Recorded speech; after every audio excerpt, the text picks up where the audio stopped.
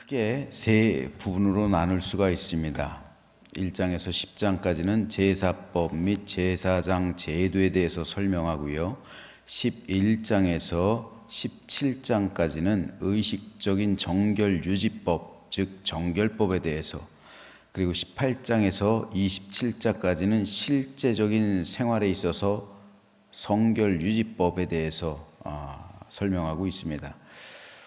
오늘 우리가 읽은 레위기 17장은 크게 보면 1장에서부터 계속되고 작게 봐도 11장에서부터 시작하고 있는 의식적 정결 유지법 부분의 마지막 장입니다. 크게 두 문단으로 나눌 수가 있습니다. 9절까지는 짐승의 도살 장소의 제한 및 제사 장소의 제한을 설명하고요. 10절에서 16절은 동물의 피해 식용 금지 및 죽은 동물 사체 취식 관련 금령에 대해서 기록하고 있습니다. 이로써 정결법은 끝나고 이제 내일 읽을 18장부터는 실제적인 생활에서의 성결 유지법에 대해서 이제 들어가게 됩니다. 자, 그런데 오늘은 이 가운데서 1절과 2절 말씀에 대해서 잠깐 살펴볼게요. 여호와께서 모세에게 말씀하여 이르시되 아론과 그의 아들들과 이스라엘의 모든 자손에게 말하여 그들에게 이르기를 여호와의 명령이 이러하시다 하라. 즉 하나님께서 모세를 불러서 모세에게 말씀해서 아론 그리고 그의 자녀들 제사장들 그리고 이스라엘 모든 백성들에게 내가 이렇게 말했다고 가서 전하여라, 이 말씀이에요. 여기서 우리가 주목해 봐야 할 말씀은 1절에 여호와께서 모세에게 말씀하여 이르셨다라는 이 부분이요. 2절에 보면 하나님께서는 모세에게 아론, 그의 아들들, 즉 제사장들이죠. 그리고 이스라엘 모든 백성들에게 내 말을 전해라 라고 모세에게 명령하신 거예요. 그런데 이때는 이미 아론이 대제사장으로 위임받아 세워진 때였습니다. 실제로 아론이 대제사장의 직무를 행하던 때예요. 아론의 아들들 역시 제사장이 되어서 희생 제사를 드리고 있었습니다. 그런데 왜 하나님은 대제사장인 아론이 있음에도 불구하고 모세에게 말씀하셨을까요? 직능상으로 보면, 직분으로 보면 대제사장인 아론이 말하는 게 맞는 거예요. 대제사장은 하나님과 사람 사이의 중보자잖아요. 신의 대리인. 대제사장의 축복권이 있잖아요. 하나님께서는 대제사장이 이스라엘 백성을 축복할 때 내가 이스라엘 민족에게 복을 줄 것이다. 모세에겐 축복권이 없어요.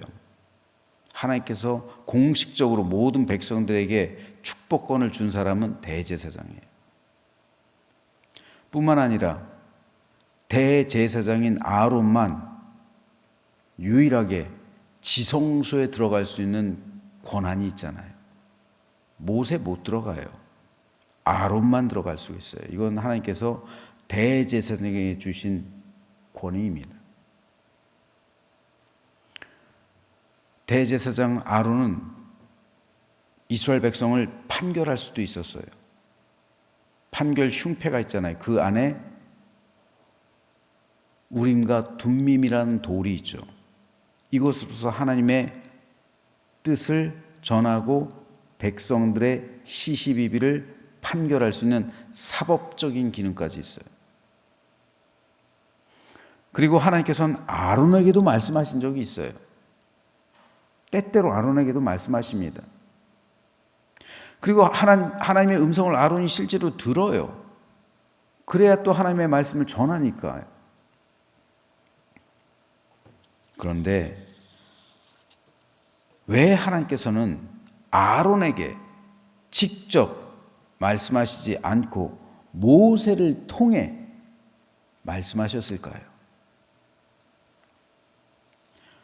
모세가 모든 직분을 초월하는 이스라엘의 리더였기 때문일까요? 물론 그거 맞는 말입니다. 모세는 왕이요 제사장을 합한 것과 같은 메시아의 표상이 되는 사람이에요. 메시아의 예표가 되는 사람입니다. 그렇기 때문에 대제사장 아론이라 할지라도 모세가 가졌던 권위에는 미치지 못했던 것이 사실이죠. 하지만 백성들이 이 사실, 그 당시 백성들이 어떻게 받아들였을까요? 대제사장이 세워졌음에도 불구하고 대제사장에게 명령하고 있는 모세의 모습을 백성들이 바라볼 때 고운 눈길로 바라봤을까요? 어쩌면 굉장히 좋지 않게 바라봤을 가능성도 무지하게 농후해요. 실제로 그랬어요. 실제로. 대제사장을 세우질 말든가, 아니면 대제사장 세웠으면 그 권위를 존중해 주든가, 백성들은 이렇게 생각하는 거예요.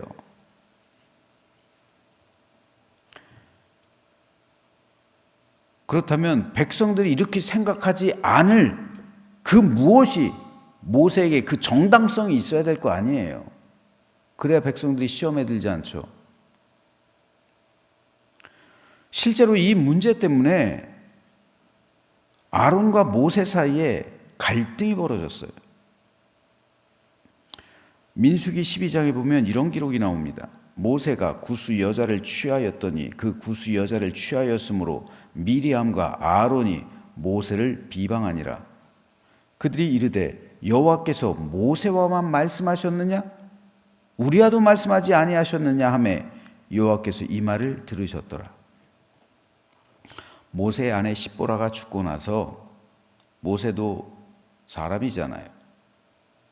외롭죠. 적적하죠. 그러니까 지금의 이디오피아 출신 여인과 결혼했어요. 그 여인은 이방 족속이긴 하죠. 혈통으로는.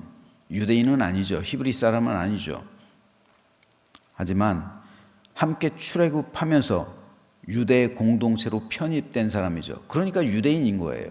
혈통으로는 아니지만 믿음으로 유대인이 된 사람이죠. 그렇죠. 갈렙도 그렇잖아요. 혈통으로는 아니지만 믿음으로 유대인으로 편입된 그런 사람이죠. 따라서 이 문제는 그냥 문제 삼지 않으면 그냥 넘어가는 문제예요. 굳이 문제를 삼을 이유가 없는 거예요. 하지만 미리암과 아론이 이 문제를 걸고 넘어갔던 이유, 그리고 모세를 비방했던 거는 이 문제를 구실로 삼은 거예요. 구실. 이 여인이 이방인이냐 아니냐 이게 중요한 게 아니에요. 이건 구실이에요. 뭐에 대한 구실일까요? 모세의 지도권입니다. 그 말이 나오는 게 뭐예요? 여호와께서 모세와만 말씀하셨느냐? 이거예요. 이거. 우리와도 말씀하셨다. 하나님께서. 모세하고만 한 거 아니다. 그런데 모세가 주제가 넘는다는 거예요. 이거예요. 한마디로. 모세, 너 주제 넘어. 미리암은 여선지자예요. 모세 누나예요. 한참 누나죠. 모세를 살린 사람이에요. 그 갈대 상자를 끝까지 따라갔던 사람이 미리암이에요. 바로의 공주에게 자기 엄마 요게벳 데리고 간 사람이 미리암이에요. 모세가 왕자가 되고 모세가 출애굽하는 지도자가 되게 하는데 결정적인 공헌을 한 사람이 바로 미리암이에요. 미리암이 없었으면 모세도 없었어요. 아론이요? 이스라엘을 대표하는 대제사장이에요. 모세 친형입니다. 그리고 아론이 이스라엘 백성을 대표해서 말을 했잖아요. 대변인이잖아요. 실제로 하나님께서는 미리암과 아론과 이야기하셨어요. 따라서 미리암하고 아론은 모세 지도권에 불만이 있는 거예요. 이제 아론은 대제사장이잖아요. 그들의 생각엔 모세는 이스라엘 백성을 출애굽시키고 시내산에서 계약 맺게 하고 아론을 대제사장으로 세운 그것으로 이제 소임은 다 한 거예요. 이제 아론이 대표가 됐으니까 그 권위가 아론에게로 넘어가야 되는 거예요. 근데 모세가 계속해서 아론에게 명령하고 있잖아요. 그러니까 미리암이 보기에도 이건 아니다 싶었던 거죠. 그래서 비방한 거예요. 그래서 하나님께서 모세한테만 이야기하셨냐? 우리한테도 이야기하셨다. 모세, 너 주제 넘게 그렇게 이래라 저래라 하지 마. 우리도 하나님의 음성 들어. 하나님께서 말씀하시는 것 같으면 우리한테도 말씀하시니까 너 가만히 있어. 이거예요. 이래라 저래라 하지 말라는 거죠. 자, 그런데 이것 때문에 갈등이 벌어진 거잖아요. 그랬을 때 하나님께서는 미리암과 아론에게 뭐라고 말씀하십니까? 이르시되 내 말을 들으라. 너희 중에 선지자가 있으면 나 여호와가 환상으로 나를 그에게 알리기도 하고 꿈으로 그와 말하기도 한다. 즉 미리암 선지자죠. 여선지자. 그리고 그 백성 가운데 선지자가 있죠. 그럼 내가 꿈으로 환상으로 계시로 나를 알린다. 이건 근데 간접적인 체험이잖아요. 직접적인 체험은 아니잖아요. 그런데 내 종 모세와는 그렇게 간접적으로 만나지 않는다는 거예요. 그와는 내가 대면에서 명백하게 말한다는 거예요. 그와 나랑 마주보고 내가 그와 말한다는 거예요. 은밀하게 말하지 않는다는 거예요. 그는 여호와의 형상을 보는 사람이라는 겁니다. 그런데 너희가 어찌하여 내 종 모세 비방하기를 두려워하지 않냐? 모세는 내가 너희들한테 이야기했던 건 간접적으로 이야기하는 거다. 너희들에게 내 음성을 들려주고 계시를 보게 하고 이건 간접적인 거지. 근데 모세는 나를 직접 보는 사람이야. 이게 하나님께서 모세를 명령하셔서 아론의 자녀들과 이스라엘 온 백성들에게 내 말을 전해라 라고 말씀하신 이유예요. 다른 이유 없어요. 그러니 너희의 직분이 무엇이든 너희는 모세를 존중히 여기고 모세를 두려워하라 라는 하나님의 판결입니다. 그래서 미리암은 나병에 걸리고 아론은 자신의 죄를 회개하게 돼요. 그런데 이 사실은 오늘도 여전히 해당됩니다. 아주 중요해요. 하나님의 임재하심. 이 임재하심은 권위 가운데 임하기도 해요. 분명한 사실입니다. 하지만 근본적으로는 하나님과 친밀한 관계를 누리는 사람에게 임재하세요. 하나님은 오늘도 여전히 친밀한 하나님의 사랑과 은혜 가운데 하나님과 이야기하는 사람, 하나님과 말씀하는 사람, 그에게 하나님의 뜻을 전하시는 거예요. 하나님께서 모세에게 말씀하신 것은 모세의 권위 때문이 아니라 모세와 하나님과의 친밀한 관계성 때문입니다. 이 친밀함. 그래서 다윗은 여호와의 친밀하심이 그를 경외하는 자들에게 있으며 그의 언약을 그들에게 보이시리로다 라고 고백한 겁니다. 여호와의 친밀하심이, 하나님의 친밀하심이 그를 경외하는 자들에게 있고 그에게 말씀하신다는 거예요. 하나님께서 모세에게 말씀하셨던 것은 모세와 친밀하셨기 때문에 그 이상 그 이하도 아니에요. 모든 권위보다 앞서는 것이 친밀함입니다. 하나님은 오늘도 여전히 하나님과 친밀한 사람에게 말씀하세요. 그러면 교회는 어떻게 해야 가장 좋은 길로 인도받을까요? 하나님과 친밀한 사람이 말하는 음성을 듣는 것, 이거예요. 물론 교회에서 권위 중요합니다. 목사의 권위, 장로, 권사, 각 부장의 권위 중요해요. 이거 무시하면 안 돼요. 성도 여러분은 절대로 세우신 권위를 무시하면 안 돼요. 장로님의 나이가 혹은 목회자의 나이가 나보다 어리다 해서 동생으로 생각하면 안 돼요. 내 동생 같아서 이런 말 하면 안 되는 거예요. 그건 권위를 업신여기는 거예요. 그건 권위를 무시하는 겁니다. 아무리 부목사님들 나이가 어려도 아들 같아서 이런 말 하시면 안 돼요. 그건 하나님께서 세우신 권위를 업신여기는 거예요. 우습게 생각하는 거예요. 그건 안 되는 겁니다. 권위를 존중하고 두려워할 줄 알아야 돼요. 그것이 곧 하나님을 두려워하는 거예요. 하나님을 경외하는 겁니다. 하지만 이 권위가 하나님과의 친밀성으로 뒷받침되지 않는다면 그 권위는 권력이 되어버려요. 권위가 권력이 되면 부패한 거예요. 타락한 거예요. 목회자, 장로님들 마찬가지고 권사님들, 각 부장 마찬가지예요.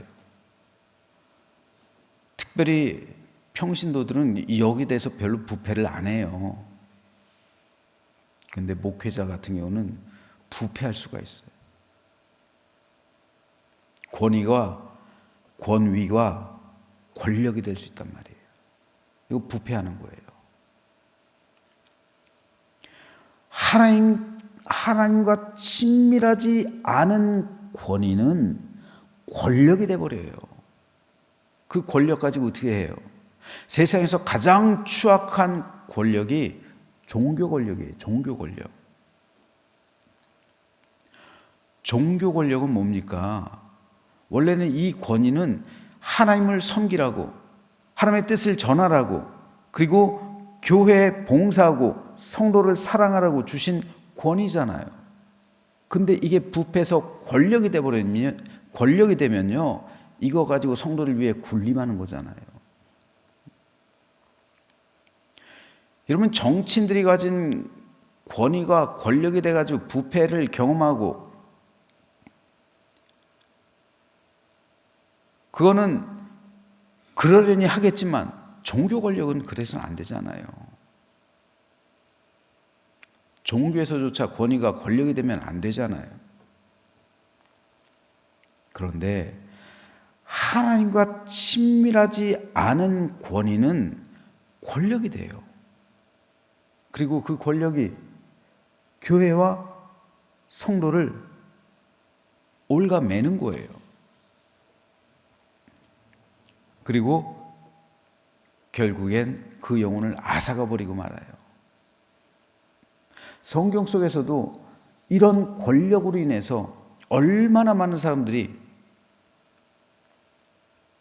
그 영혼을 빼앗겼습니까? 예수님께서 종교 권력에 대항하신 거잖아요.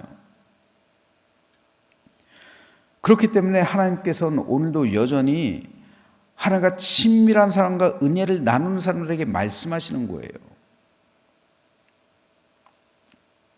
대제사장의 권위에도 임하시지만 그 권위가 권력이 되었을 때는 그 권력에 임하지 않아요.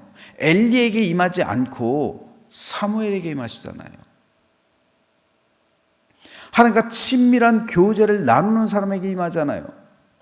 엘리의 두 아들 홈니와 비나스, 원래는 제사장들이 그 성소 안에서 자야 돼요. 근데 세상에서 자잖아요. 그러니까 성소에서 친밀한 교제를 나누고 있는 사무엘에게 임하는 거예요. 그럼 이스라엘 민족은 사무엘의 말을 들어야지 평안한 거예요.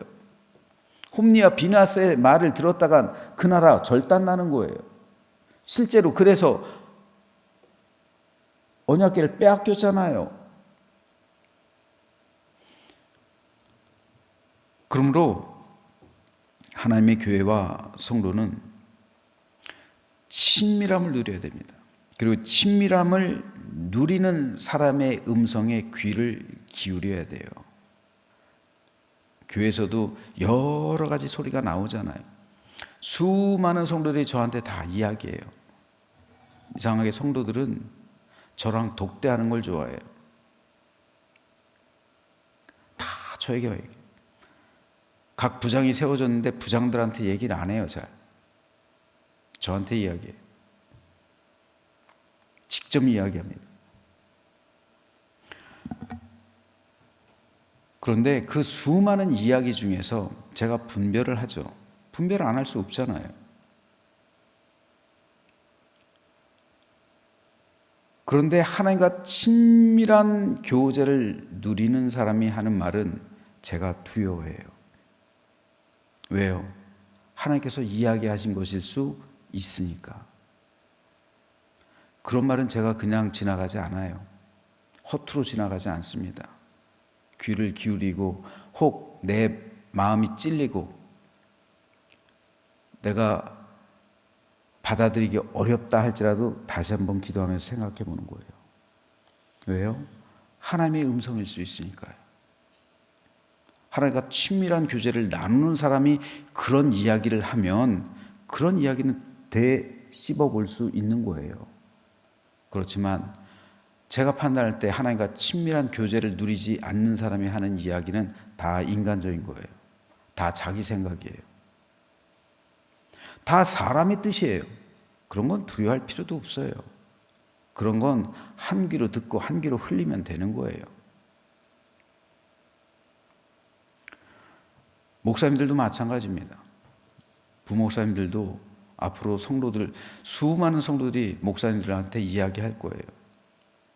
그런데 한 귀로 듣고 흘릴 이야기가 있고 두려워하며 받아들여야 할 이야기가 있어요. 뭡니까? 하나님과 친밀한 교제를 누리는 사람, 그 사람이 하는 말은 이건 한 귀로 듣고 한 귀로 흘릴 그런 말이 아니에요. 마음에 새겨야 돼. 내 마음이 비록 받아들이기 어렵다 할지라도 그건 마음에 새겨야 되는 거예요. 그렇지 않으면 내가 오히려 하나님을 대적하는 거예요. 내 권위로서. 그러므로 제가 말씀드리고 싶은 것은 여러분들도 저에게 분명히 그런 말씀을 하실 때가 있어요. 근데 목사로 하여금 한 귀로 듣고 한 귀로 흘려보내도 되는 말 하는 사람, 이런 생각이 들게 하면 안 되잖아요, 여러분들이. 그렇죠? 그럼 저로 하여금 그런 마음이 생기지 않게 하기 위해서는 여러분들 어떻게 해야 돼요? 친밀한 교제를 나누셔야 되잖아요. 제가 그걸 어떻게 판단합니까? 이 자리에 나와서 기도하는 거 가지고 판단하지 않겠어요? 중보기도 하는 것 가지고 판단하지 않겠어요? 기도하지도 않는데 내가 어떻게 이분이 친밀한 교제를 나누시는구나 하는 걸 판단할 수 있겠어요? 기도하지 않는 사람이. 기도밖에 없는 거예요, 여러분. 목사가 판단할 땐 여러분이 기도하는 사람, 그 사람만이 친밀한 교제를 누리는 사람이다라고 판단할 근거가 되는 거지. 물론 하나님께서는 불신자를 통해서도 말씀하세요. 불신자를 통해서도 일하세요. 하지만 그건 특별한 경우잖아요. 일반적으로는 그렇지 않잖아요. 그러므로 친밀한 교제를 누리십시오. 기도하세요. 기도하셔야 됩니다. 그렇지 않으면 인간적인 생각을 말할 수밖에 없어요. 제가 기획위원회에서 강조하는 것도 그거예요.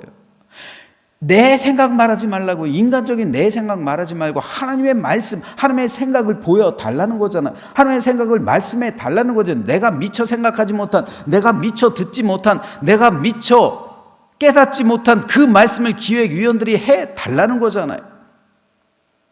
내가 다 들었으면 굳이 기획위원회 할 필요가 뭐가 있어요. 하지만 내가 미처 깨닫지 못하고 생각하지 못하고 미처 하나님의 음성을 듣지 못했던 그 부분들을 이야기해 달라는 거잖아요. 그렇지 않으면 인간적인 생각, 사람의 뜻과 계획, 그렇게 하면 기획위원회는 할 필요가 없는 거예요. 교회는 하나님의 뜻에 의해 운영되어야지, 사람의 뜻에 의해 운영되면 이건 인간 단체지, 이것이 어떻게 교회가 될 수 있겠습니까? 그러므로 저는 저와 여러분 모두가 하나님과 친밀한 교제, 친밀한 사랑과 은혜를 기도를 통해 나누게 되기를, 그래서 하나님의 음성을 듣고 하나님의 말씀에 순종하며 그 말씀을 나누고 전하며 하나님 나라의 삶을 살아가는 우리 모두가 되시기를 주님의 이름으로 축원합니다.